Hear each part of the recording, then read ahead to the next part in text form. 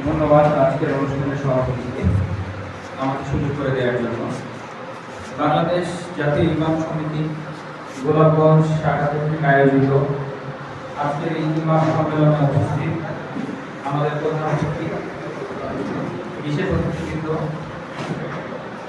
এবং আমাদের এই গোলাপগঞ্জ উপজেলার সকল ইউনিয়নের প্রতিনিধিবৃন্দ এবং সম্মানিত ইমাম সাহেববৃন্দ, আসসালামু আলাইকুম ওয়া রাহমাতুল্লাহি ওয়া বারাকাতুহু। আমি আমার অতিথিদের মধ্যে সবার আগে এসেছি, আপনাদের কথা শুনলাম। আমি চেষ্টা করি, যেহেতু আপনারা জানেন আমাদের আজকে এই অনুষ্ঠানে আসার কথা ছিল, আরও খুব করে চাচ্ছিলেন আপনাদের সাথে দেখা করবেন। এত বড় একটা জমায়েত আপনাদের, যেখানে আপনারা সবাই আছেন, আমাদের সমাজের বাতিঘর, আপনারাই আমাদের শিক্ষক। আমরা ছোটবেলা থেকে আপনাদের কাছে শিখে বড় হয়েছি।